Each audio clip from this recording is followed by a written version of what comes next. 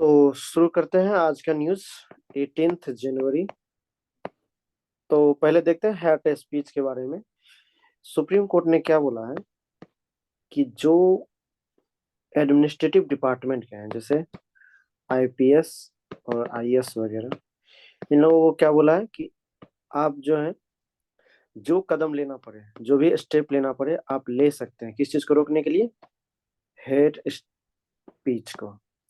और hate speech क्या होता है समझते हैं। Hate speech refers to offensive discourse that targets a group or an individual based on inherent characteristics such as race, religion, gender, ethnicity, nationality, color, descent or other identity factors। क्या करा है कि hate speech क्या है?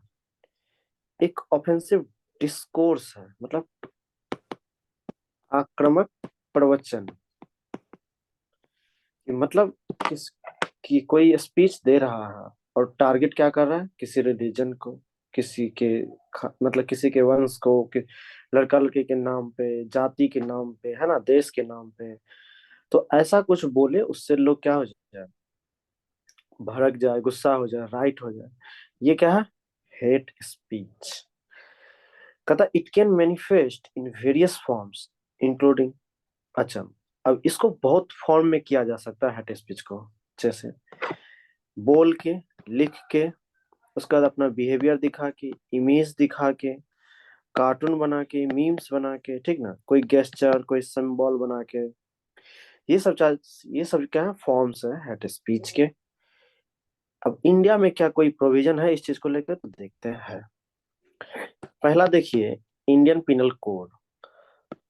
तो Indian penal code अगर आप देखिएगा तो section 153 A of the IPC, इसमें क्या कहता है? criminalizes the promotion of enmity between groups of people based on the grounds such as religion, race, place of birth, residence, language, and acts that are prejudicial to maintaining harmony। तो कहता है कि IPC की जो धारा है 153 का clause, 153 की धारा ए, तो कहता है कि ऐसे कोई भी भाषण को प्रमोशन देना, ठीक ना, जो रिलीजन, रेस और प्लेस ऑफ बर्थ या भाषा के नाम पे हो, और जिससे क्या हो, लोगों के बीच जो हारमोनी है, हारमोनी मतलब लोगों के बीच जो आपसी भाईचारा बना है, अगर उसे बिगाड़ने की कोशिश की जाती है तो उस पे आईपीसी की धारा लगती है 153 ए। ये एक क्रिमिनल ऑफेंस है, मतलब आपराधिक आपराधिक कानून है ये। मतलब क्रिमिनल ऑफेंस मतलब ये एक अपराध है, और इसमें जो है पनिशमेंट भी है। कितनी सजा है? Up to 5 years in prison and fine. मतलब कि 0 से लेके 5 साल तक की सजा है, और फाइन भी है। दूसरा देखते हैं क्या प्रोविजन है, सीआरपीसी। तो सीआरपीसी क्या करता है? Outline the steps to be taken while administrating criminal law. तो क्रिमिनल लॉ को जब एडमिनिस्ट्रेटिंग किया जाता है, जब क्रिमिनल लॉ को लागू किया जाता है, तो उसके लिए कौन सा स्टेप लेना है, ये सीआरपीसी गाइडलाइंस करता है।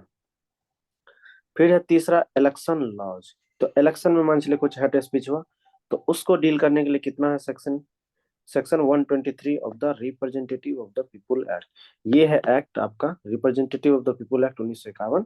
इसकी जो सेक्शन धारा है 123, इसके द्वारा इलेक्शन में जो भी ये हेट स्पीच के काम होते हैं उनको डील किया जाता है। ठीक है, मतलब जो कैंडिडेट होते हैं ना, वो इलेक्शन में कुछ भी अगर बोले, अगर उसे भड़काऊ भाषण बोले, ठीक ना, तो उस पे ये धारा लगती है। चौथा देखिए, प्रिवेंशन ऑफ एट्रोसिटीज। तो ये कौन सा एक्ट है? तो मान लीजिए कोई आदमी है, वो एससी और एसटी का नहीं है, ठीक है, और वो क्या कर रहा है, अपने भाषा से उस जाति समूह को क्या कर रहा है, एक्साइटेड कर रहा है मारपीट करने के लिए। तो उस पे जो है प्रिवेंशन ऑफ एट्रोसिटीज एक्ट 1989 लगता है। मीडिया लॉ क्या है? The cinematography act of 1952 regulates the exhibition of films and empowers the government to take action against exhibitions that promote hate speech। तो मान लीजिए कोई मूवी है वगैरह, तो अगर उसमें हेट स्पीच को दिखाया जा रहा है तो गवर्नमेंट जो है क्या कर सकती है, एक्शन ले सकती है किसके अगेंस्ट में? तो ऐसे जो हेट स्पीच को अगर कोई प्रमोट कर रहा है कोई मूवी में, तो उसके लिए सरकार जो है उचित कदम ले सकती है। किसके द्वारा? The cinematography act of 1952। Indian constitution में कहा इसमें क्या रोका गया है हेट स्पीच को? हाँ, रोका गया है। अगर आप पढ़ेंगे ना आर्टिकल 19 का क्लाउज 1 का सब क्लाउज ए, तो इसमें इंडियन कॉन्स्टिट्यूशन क्या कहता है? Guarantees the rights to freedom of speech and expression to all citizens. तो ये जो आर्टिकल है इसमें क्या है? तो कह रहा है कि जो सिटीजन है भारत के, जो नागरिक हैं सारे, उनको किस चीज का अधिकार दिया गया है? तो स्पीच, बोलने का अधिकार, और एक्सप्रेशन, जो हम अपनी बात को एक्सप्रेस कर सकते हैं, व्यक्त कर सकते हैं, इस चीज का अधिकार सारे सिटीजन्स को है। लेकिन however this right is subject to reasonable restrictions including those related to hate speech. तो इस ये तो हमें राइट्स मिला है इंडियन कॉन्स्टिट्यूशन के द्वारा, लेकिन इसमें क्या है? रीजनेबल रिस्ट्रिक्शंस मतलब बोलने का मतलब ये नहीं कि आप कुछ भी बोल सकते हैं, देश की शांति बिगाड़ दीजिए, ऐसा आप नहीं बोल सकते। अगर बोलिएगा तो फिर आप पे पनिशमेंट कार्रवाई की जाएगी, ठीक ना? तो कुछ भी बोलोगे इसमें जो है हेट स्पीच भी आता है। सर हाँ बोलो। सर एक बार ये फोर्थ वाला पॉइंट वापस से रिपीट करिए ना, fourth point. Prevention of atrocities act. हाँ सर।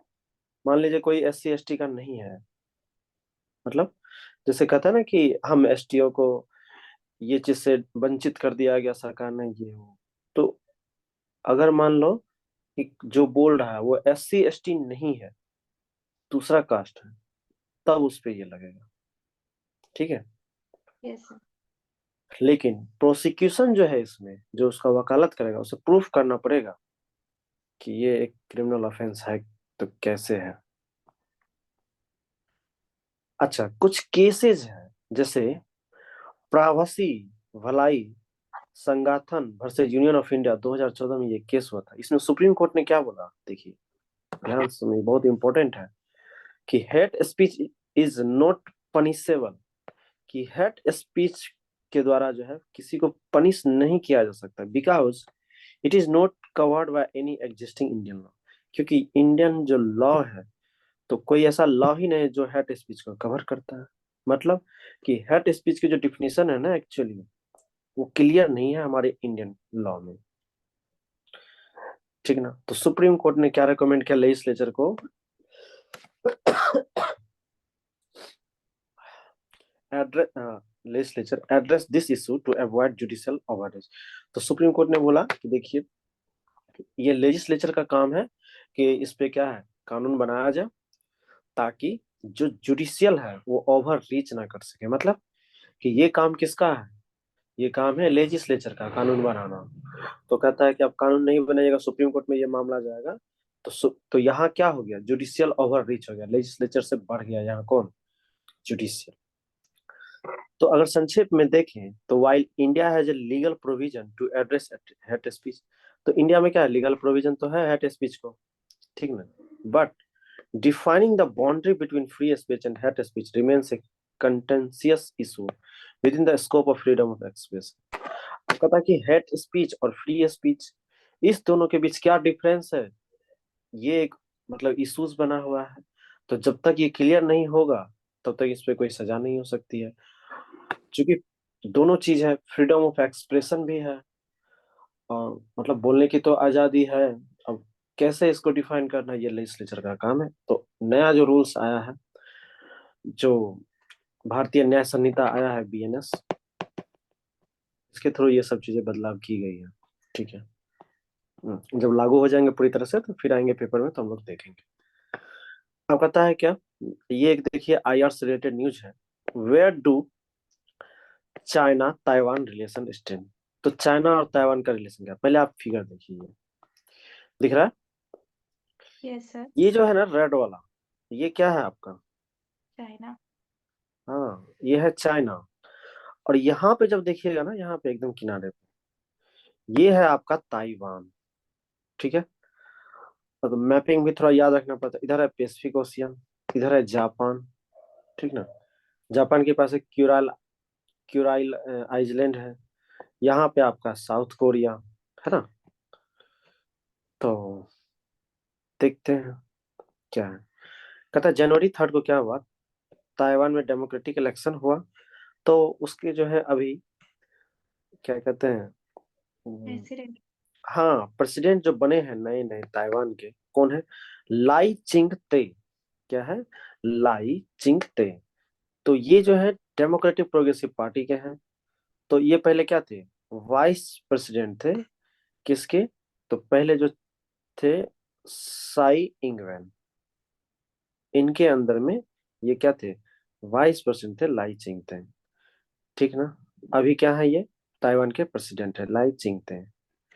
तो ये याद रखना है। और अब बात क्या कही गई है कि this is a third term for the DPP with the win being perceived as a major blow to China. However, within a days of the results, नारू, देखो यहाँ क्या है, नारू, Nauru, a small Asian nation, has announced that it is shifting its relation from Taipei to Beijing. अच्छा, जब ये vice president थे तो उस टाइम प्रेसिडेंट कौन थे? तो प्रेसिडेंट का नाम है साई इंग वेन। अभी इसकी जिक्र होगी इसलिए। अब कह रहा है क्या कि ये तीसरी बार जो है डेमोक्रेटिक प्रोग्रेसिव पार्टी जीत गई है ताइवान में। तो ये चीन को एक बहुत बड़ा झटका लगा है। तो कहता है कि हालांकि ये चीज तो हुआ, लेकिन बहुत सारे जो आइलैंड है वो क्या किए, पहले थे ताइपी के सपोर्ट में, मतलब ताइवान। अब वो किधर चले गए हैं? बीजिंग की तरफ, मतलब चाइना के सपोर्ट में चले गए हैं। तो कहता है कि नाउरू जो है क्या है, एक स्मॉल आइलैंड कंट्री है in the South Pacific Ocean. तो साउथ पैसिफिक ओशियन में छोटा सा आइलैंड है नाउरू। कहता है it is the world's smallest island country. तो दुनिया का सबसे छोटा आइलैंड कंट्री है नाउरू, जिसमें इसके एरिया कितना है? तो 21 स्क्वायर किलोमीटर है, बस एकदम छोटा सा जगह है। ठीक ना? और दुनिया का सबसे स्मॉलेस्ट रिपब्लिक, मतलब कंट्री भी है। और ऐसा कंट्री जहाँ पे क्या है, कोई कैपिटल नहीं है, राजधानी नहीं है। चलिए अब थोड़ा समझते हैं कि ये क्या हुआ। कहने का मतलब कि नाउरू किधर चला गया? ताइपी से चला गया बीजिंग की तरफ। So Nauru's decision is very much on expected lines. A number of countries have shifted their diplomatic relations from Taipei to Beijing during the previous Taiwan president Tsai Ing-wen term in office. तो कहता है कि ये एक बहुत बड़ा क्या कर सकते हैं, एक इम्पोर्टेंट स्टेप है, या कह सकते हैं झटका दे सकता है ताइवान को। तो बहुत सारे कंट्रीज क्या हुआ, अपने डिप्लोमेटिक जो रिलेशन था ताइपी से, तो ताइपी से हटा के किधर कर लिया? बीजिंग की तरफ। लेकिन ये जो हुआ था, तो पहले जो प्रेसिडेंट थे ना ताइवान के, उनके निगरानी, उनके कार्यकाल में तो कौन थी वहां? मिसेस साई इंगवेन थी, महिला थी। और वो प्रथम महिला राष्ट्रपति भी बनी थी ताइवान की। तो कहता है Beijing has followed A pattern of luring smaller nations with the promise of financial investment with infrastructure development. अच्छा, बीजिंग का क्या पैटर्न है? जितने छोटे छोटे नेशंस है ना, उनको प्रॉमिस करता है कि हम आपको जो है फाइनेंशियली हेल्प करेंगे, आपका इंफ्रास्ट्रक्चर डेवलपमेंट करेंगे, और इसी जाल में फंसा लेता है वो। कहता what is the status of China Taiwan ties. तो अभी क्या स्थिति है चाइना ताइवान के बीच, देखते हैं। कहता one of the main reason for China assertive is the refusal of Mrs. Tsai to accept the 1992 consensus। अब क्या हुआ था कि 1992 में एक आम सहमति बनी थी, किसकी निगरानी में? मिसेस साई के निगरानी में, उसके कार्यकाल में। तो क्या बात की गई थी कि वन चाइना, मतलब कि ताइवान अलग नहीं है, चाइना का ही पार्ट है। ठीक है? तो दोनों पार्टी जो है उस टाइम जो थे, कम्युनिस्ट पार्टी ऑफ चाइना और जो थी कुओमिंतांग, यह है ताइवान की पार्टी। तो दोनों के बीच सहमति हुई थी वन चाइना के बीच। तो लड़ाई इसी चीज को लेके हो रही है कि जो अभी लाई चिंगते जीते हैं, तो ये क्या कह रहा है कि हमें चाइना से कोई मतलब नहीं, हम एक डेमोक्रेटिक पार्टी हैं, फ्री हैं, तो हमें चाइना से कोई मतलब है नहीं इस चीज का। तो इसलिए कंट्रोवर्सी अभी चल रही है। सर, और ये हाँ। जो जितने भी आइलैंड थे, जो छोटे छोटे अलग आइलैंड थे, तो 11 आइलैंड जाके उधर मिल गया था, बहुत पहले मिला था जब साई थी ना, साई इंगवेन प्रेसिडेंट, तभी। हाँ बोलिए। ठीक है, जल्दी बोलिए। हाँ सर अभी समझा। अच्छा, तहसील समझते हैं? कहीं कहीं तहसील बोला जाता है, कहीं कहीं डिस्ट्रिक्ट, सॉरी डिस्ट्रिक्ट, कहीं कहीं ब्लॉक बोला जाता है। Yes sir. प्रखंड जिसको कहते हैं हिंदी में। तो पहली बार जो है प्रखंड लेवल पे, तहसील लेवल पे क्या हुआ है, रेनफॉल की स्टडी की गई है। तो ये आपका जीएस पेपर 1 ज्योग्राफी में आएगा, इन्वायरमेंट में भी दे सकते हैं इसको। अब क्या कहता है कि rainfall is increasing in more than half of India's 4,400 odd tehsils और सब districts, says a granular analysis of change in the Indian monsoon conduct for the first time at the tehsil level. तो कहता है क्या कि रेनफॉल जो है कितना जगह बढ़ गया है, तो 4,400 जो तहसील है वहां पे क्या हुआ है, जो रेनफॉल है बढ़ गई है। तो जब एक बड़ा सा एनालिसिस किया गया, तो, तो क्या हुआ, तो कहता है पहली बार जो है तहसील लेवल पे क्या किया गया है, इस चीज पे रिसर्च की गई है। तो क्या चीज पे रिसर्च की गई है, चेंज इन इंडियन मानसून, कि इंडियन मानसून में जो बदलाव हो रहा है इसको तहसील लेवल पे स्टडी की गई है। तो पढ़ते हैं क्या क्या बात कही गई है। कहता while 55% of tehsils have seen a rise in rainfall, तो 55% जो तहसील है इंडिया का, वहां पे क्या हो गया है, रेनफॉल बढ़ गया है। और 11%, ठीक ना, 11% क्या है, रेनफॉल फॉल हो गई है। मतलब कि जब स्टडी की गई है 4,400, तो उसमें क्या हुआ, 55% जो तहसील है वहां पे बारिश बढ़ गई है, और 11% ऐसे तहसील है जहाँ पे बारिश घट गई है। कहता है कि चिंता की बात क्या है, the decrease occurred largely during the critical south west monsoon. तो क्या कह रहा है कि जो साउथ वेस्ट मानसून है ना, दो तरह के मानसून है, एक नॉर्थ ईस्ट मानसून, एक साउथ साउथ वेस्ट मानसून। तो साउथ वेस्ट जो मानसून है, जो अक्टूबर से चलती है, अक्टूबर नवंबर दिसंबर, तो वहां पे क्या हो गया है, तो मानसून जो है घट गई है। In fact of the tehsils experiencing lower rainfall, about 60% saw reduced rainfall in all the monsoons month from June to September, while 87% saw a decline during the initial monsoon month of June and July, which are crucial for the sowing of kharif crops. अब देखिए क्या कर रहे हैं यहाँ पे, ध्यान से समझिए। तो क्या कहते हैं कि 68% जो है रेनफॉल क्या हो गया है, रिड्यूस कर गया है। कहाँ पे, तो जून से सितंबर के महीने में। कब की बात कर रहा है, जून से सितंबर में। तो 68% रेनफॉल घट गया। 87% जो है कब घट गया बारिश, जून से जुलाई के बीच, ठीक ना। तो जून से जुलाई के बीच बारिश घट गई 87%। किस चीज के लिए है ये रिस्पॉन्सिबल, खरीफ क्रॉप्स के लिए, ठीक ना, जो गेंजेटिक प्लेन में लगाए जाते हैं। तो जहां बारिश होनी चाहिए वहां हो नहीं रही, समझ रहे बात को, कि साउथ वेस्ट मानसून जो है वहां पे बारिश होना चाहिए, वहां पे बारिश घट गई, ठीक है। तो जून से सितंबर, तो इस समय जो है कितनी बारिश घट गई, 68%। और जून से जुलाई जो खरीफ क्रॉप्स के लिए इंपॉर्टेंट होती है, तो यहाँ पे क्या हो गया, 87% जो है घट गई है, ठीक है। अब क्या कहता है कि most of this tehsils are Indo Gangetic plain.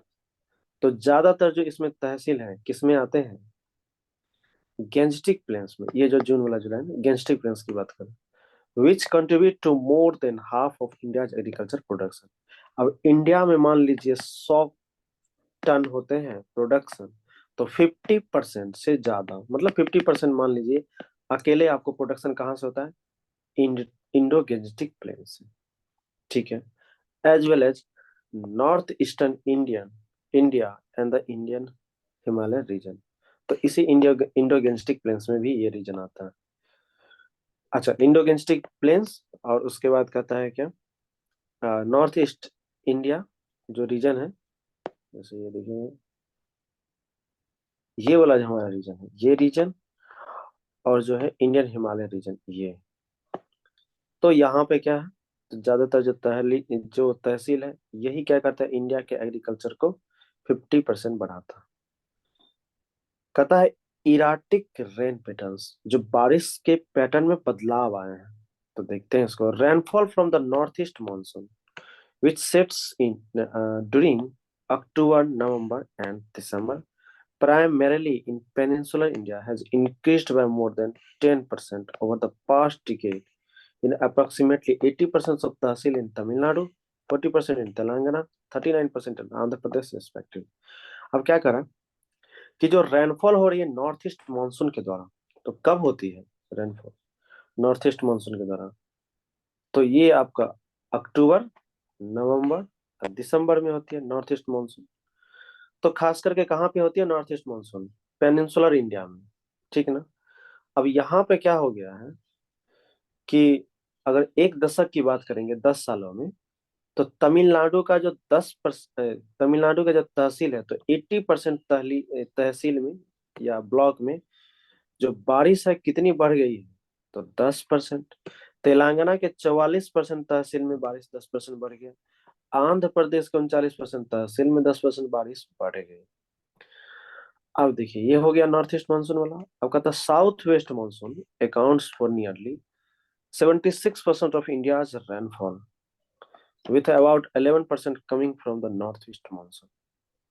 तो साउथ वेस्ट मानसून जो है जिम्मेवार है, तो इंडिया का जो एनुअल रेनफॉल है, मतलब इंडिया में जितनी बारिश होती है उसका 76% कौन है जिम्मेवार? साउथ वेस्ट मानसून है जिम्मेवार, ठीक है। और क्या कहते हैं कि नॉर्थ वेस्ट मानसून जो है कितना परसेंट रिस्पॉन्सिबल है, मतलब 100% का, तो उसमें 11% रिस्पॉन्सिबल है कौन? North east monsoon. और 76% कौन रिस्पॉन्सिबल है भारत में बारिश के लिए? साउथ वेस्ट मानसून, ठीक है। अब देखिए क्या कहानी कहता, while the remaining Indian state, तो बाकी जो स्टेट्स बच गया वहां पे क्या है, usually dry during this period.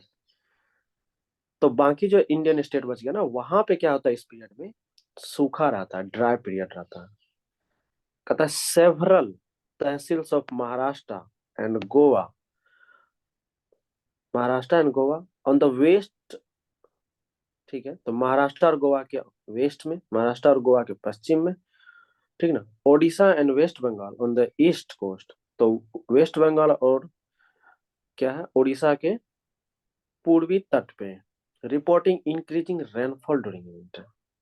तो अगर आप बात करेंगे ना महाराष्ट्र, गोवा, उड़ीसा, बंगाल, यहाँ पे क्या हो रहा है, बारिश बढ़ गई है। किसमें? विंटर के सीजन में बारिश बढ़ गई है। जनरली यहाँ बारिश नहीं होता था। महाराष्ट्र में होती थी बारिश विंटर में? No sir. नहीं होती थी। तो ईस्ट कोस्ट में तो बारिश हो रही है। रीजन क्या है, यही पेपर में स्टडी। तो रीजन है क्या? एक है साइक्लोनिक एक्टिविटी, ठीक ना। तो साइक्लोनिक एक्टिविटी कहाँ पे आ रहा है? अरेबियन सी में, ठीक ना। और कहाँ पे? तो बे ऑफ बंगाल की वजह से, इसी की वजह से ये बारिश हो रही है। अब आई बात कहानी पूरी समझ में? यस सर, एक मिनट।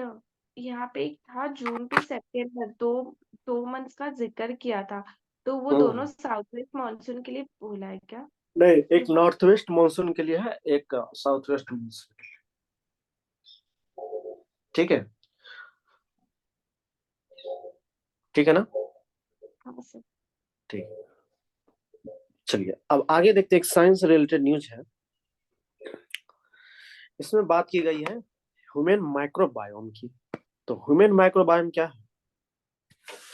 तो देखिए ये जो बैक्टीरिया है, वायरस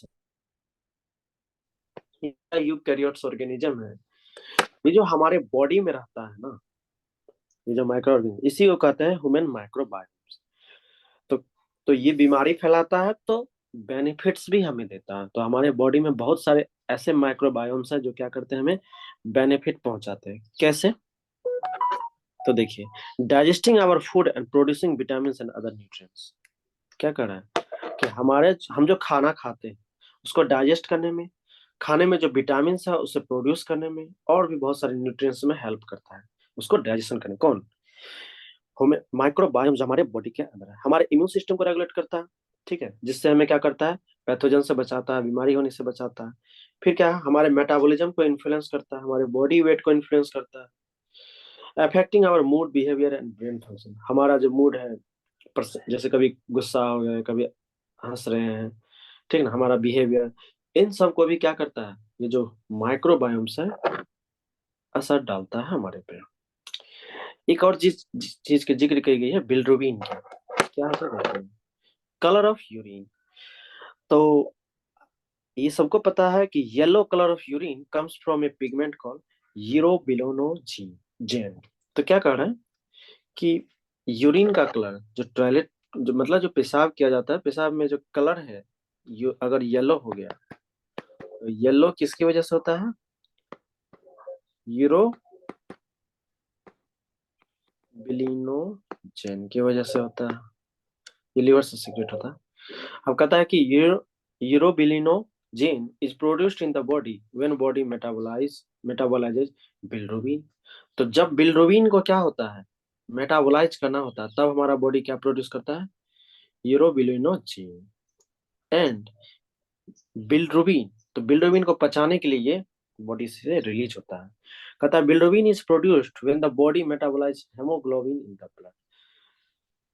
अच्छा, बिलिरुबिन कब प्रोड्यूस होता है? जब हमारा बॉडी क्या करता है, ब्लड में जो हीमोग्लोबिन होता है, जब इसको पचाने का काम होता है, तब क्या रिलीज होता है हमारे बॉडी में? बिलिरुबिन। और जब ये बिलिरुबिन क्या होता है हमारे बॉडी में बहुत ज्यादा हो जाता है, तो हमारे आंखों का कलर क्या हो जाता है? येलो हो जाता है, और कहा जाता है कि क्या हो गया है? जॉन्डिस बीमारी हो गई है। बिलिरुबिन लीवर से निकलता है, याद रखिए। चलिए, अब कहता है क्या, ए बैक्टीरियल एंजाइम, ये नाम याद रखना है, बिलिरुबिन रिडक्टेज, BIR, शॉर्ट में बोलते हैं BIR, बिलिरुबिन रिडक्टेज। ये एक क्या है, बैक्टीरियल एंजाइम है, और इसी का काम क्या है, responsible for reducing bilirubin to urobilinogen. तो इसी का काम है, इस एंजाइम का, कि जो क्या है, बिलिरुबिन, तो बिलिरुबिन को कम रिलीज किया जाए। किसको रिलीज किया जाए? यूरोबिलिनोजेन। क्योंकि इसको रिलीज करेगा तो क्या होगा, बॉडी में जॉन्डिस हो जाएगा, ठीक ना। तो यहाँ पे बैक्टीरियल एंजाइम, जो बैक्टीरियल एंजाइम मतलब बैक्टीरिया के द्वारा एंजाइम रिलीज करा, तो क्या हुआ, माइक्रोबायोम हमारे लिए हेल्पफुल हुआ ना, हुआ, वो बिलिरुबिन को सर कम सिक्रेट। हाँ बोलो। बिलिरुबिन मतलब ज्यादा होगा बॉडी में तो जॉन्डिस होगा, हम्म। और ये जो लिखा है उसको कम करता है, ये बिलिरुबिन रिडक्टेज, रिडक्ट कर देता है उसे, बिलिरुबिन मतलब को। ये मतलब वाला बिलिरुबिन को कम करता है ना, और लोबिन। हाँ, बिलिरुबिन को कम करता है, ओके। और उसको भी कम करता है, यूरोबिलिनोजिन को, ठीक है, ये ताकि मतलब वो हाँ खुद बॉडी। है, वो यूरोलिबिन बॉडी के अंदर खुद है, और वो बिलिरुबिन को भी कम करता है और यूरोलिबिन को भी कम करता है, ये चीज है। जी, ओके। ठीक है। हाँ सर। अब कहता है कि microorganism belonging to the species, ये क्या है, फर्माक्यूट्स, ठीक ना, फर्मिक्यूट्स। तो फर्मिक्यूट्स जो है predominantly encode the gene that teaches cells to make bilirubin. अब देखिए क्या कहते हैं, तो माइक्रो ऑर्गेनिज्म जो सूक्ष्म जीव है, माइक्रोबायोम्स है, उसकी एक स्पीसीज है क्या, फर्मिक्यूट्स। तो फर्मिक्यूट्स क्या करता है, यही सेल को बताता है क्या बनाना है, बिलिरुबिन। समझ गए? तो बिलिरुबिन जो बनता है हमारे सेल में, तो बिलिरुबिन बनाने का काम कौन करता है? फर्मिक्यूट्स, जो माइक्रो और ऑर्गेनिज्म है, ये सेल को बताता है। ये इंपॉर्टेंट है, याद रखिएगा, फर्मिक्यूट्स। अच्छा, अब एक चीज जिक्र करके हम बोल रहे हैं तभी से, मेटाबॉलिज्म, इसको समझते हैं, मेटाबॉलिज्म होता क्या है। देखिए, to metabolize means to transform a substance from one form to another through a series of chemical reaction. तो बॉडी में बहुत सारा केमिकल रिएक्शन के द्वारा एक सब्सटेंस को दूसरे फॉर्म में जब चेंज करते हैं, इसको बोलते हैं मेटाबोलाइज। क्या मतलब हुआ, कि जैसे आप खाना खाए, your body metabolizes the nutrients into simpler molecules that can be used for energy growth and हम लोग खाना खाना क्यों खाते हैं, एनर्जी लेने के लिए। तो मान लीजिए फूड खाए, तो फूड में क्या है, न्यूट्रिशन है, और इस न्यूट्रिशन में क्या क्या है, तो कार्बोहाइड्रेट, प्रोटीन, विटामिन, मिनरल्स। तो न्यूट्रिएंट्स से जो ये टूटता है कार्बोहाइड्रेट्स प्रोटीन विटामिन, तोड़ने का काम कौन करता है? ये टूटता है, इसी को कहते हैं मेटाबॉलिज्म। सर समझ गए? मतलब मेटाबॉलिज्म ये जो प्रोटीन से कार्बो प्रोटीन इनको ब्रेक करता है ना। हम्म। ताकि उसको ब्रेक करके उसमें से एनर्जी हम बॉडी में ले सके, मतलब कि न्यूट्रिएंट्स को सिंपल मॉलिक्यूल में तोड़ता है। जो टूटने के प्रोसेस है इसी को बोलते हैं मेटाबॉलिज्म। समझ गया? हाँ। जैसे हम लोग खाना खाए तो खाना में न्यूट्रिएंट्स है ना, तो न्यूट्रिएंट्स जो उसमें से टूट के निकला, न्यूट्रिएंट्स पहले निकला पोषण, और पोषण में क्या क्या है सब? विटामिन है, मिनरल्स है हमारे खाना में। तो ये सब जो टूट टूट के अलग अलग होता है, विटामिन अलग हो गया, मिनरल्स अलग हो गया, यही प्रोसेस को बोलते हैं मेटाबॉलिज्म। ठीक है?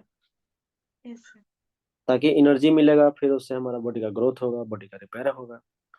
अब कहता है metabolism is the term for totality of all the metabolic reaction that occur in a living organism. तो जितने सारे मेटाबॉलिक रिएक्शंस होते हैं हमारे मतलब लिविंग ऑर्गेनिज्म में, तो इन सारे को क्या बोलते हैं? मेटाबॉलिज्म। एक ही बात है। कहता है मेटाबॉलिज्म कैन बी डिवाइडेड। अच्छा, मेटाबॉलिज्म को दो भाग में बांटा गया, एनाबॉलिज्म और कैटाबॉलिज्म। अब ध्यान से समझिए कि एनाबॉलिज्म क्या होता है, कैटाबॉलिज्म क्या होता है। तो एनाबॉलिज्म कुछ नहीं है। एनाबॉलिज्म का मतलब होता है, देखिए, प्रोटीन। प्रोटीन किससे बनता है जी? Amino acids. किससे बनता है? तो जब प्रोटीन बन रहा है बॉडी में, किसके थ्रू? एमाइनो एसिड से बन रहा है प्रोटीन। तो तब हो गया एनाबॉलिज्म। अब प्रोटीन से टूट के बन जाएगा एमाइनो एसिड, तो ये हो जाएगा कैटाबॉलिज्म। नहीं समझे? समझाता हूँ। एनाबॉलिज्म का मतलब होता है कि is the process of building up complex molecules from simple one. तो कॉम्प्लेक्स मॉलिक्यूल बनेगा, तो कॉम्प्लेक्स मॉलिक्यूल किससे बनेगा? सिंपल मॉलिक्यूल से। ठीक है? जैसे प्रोटीन बन रहा है एमाइनो एसिड से, तो ये हो गया एनाबॉलिज्म। समझ में आई बात? ओके। कैटाबॉलिज्म क्या होगा? The process of breaking down complex molecule into simpler one such as digesting carbohydrate into glucose. तो कैटाबॉलिज्म क्या होगा? जो हम न्यूट्रिएंट्स मतलब हम लोग भोजन खाए और न्यूट्रिएंट्स जो टूट के अलग हुआ, कार्बोहाइड्रेट, कार्बोहाइड्रेट हुआ, कार्बोहाइड्रेट जो टूटेगा तो किस में बदलेगा? ग्लूकोज में, और ये ग्लूकोज हमको एनर्जी देता है। तो ये हो गया कैटाबॉलिज्म। तो यहाँ पे क्या हो रहा है? एनाबॉलिज्म में बिल्डअप हो रहा है, और यहाँ पे ब्रेक डाउन हो रहा है। याद रखिएगा। समझ में आई सर बात? दैट मीन्स एनाबॉलिज्म में मतलब जो भी एक प्रोटीन है वो किसी चीज से बना है, लेकिन कैटाबॉलिज्म में सिंगल चीज है ना, मतलब वो ब्रेक होके ऐसे, बना है। हाँ, ब्रेक होके जो बना छोटा यूनिट, वो हो गया कैटाबॉलिज्म। ठीक है? ओके। तो ऐसे याद रखिएगा कि बिल्डिंग अप कॉम्प्लेक्स क्या हुआ? जहां बन रहा है कॉम्प्लेक्स, एनाबॉलिज्म। और जहां ब्रेकिंग डाउन कॉम्प्लेक्स मॉलिक्यूल्स, तो मॉलिक्यूल्स का क्या हो रहा है? ब्रेक डाउन हो रहा है, वहां क्या हो गया? कैटाबॉलिज्म। ठीक है? Yes sir. और एनाबॉलिज्म और कैटाबॉलिज्म जिस एंजाइम के द्वारा रेगुलेट होता है उसको, वो एंजाइम क्या है? प्रोटीन है। ठीक है? चलिए, ये देखिए बॉडी में जैसे हम लोग खाना लिए, तो खाना हम लोग खाते हैं किस चीज के लिए? एटीपी के लिए। एटीपी क्या करता है? बॉडी का एनर्जी करेंसी है, पिछले क्लास में बताए हुए थे। तो जब हम लोग ये लेते हैं तो फिर क्या क्या बॉडी से रिलीज होता है? तो कब कैटाबॉलिज्म होगा? तो क्या होगा? केमिकल वेस्ट निकलेगा, हीट निकलेगा, इधर से हीट निकलेगा। समझ गए? केमिकल एनर्जी कौन कौन है? कार्बोहाइड्रेट, फैट, ये सब। चलिए, और है? नहीं। तो चलिए, कल मिलते हैं। ठीक है? और जिनको किसी को डाउट हो तो आप इस नंबर पे व्हाट्सएप करके पूछ सकते हैं। ठीक है? थोड़ा सा लाइक शेयर और सब्सक्राइब कर दीजिए प्लीज। चलो ठीक।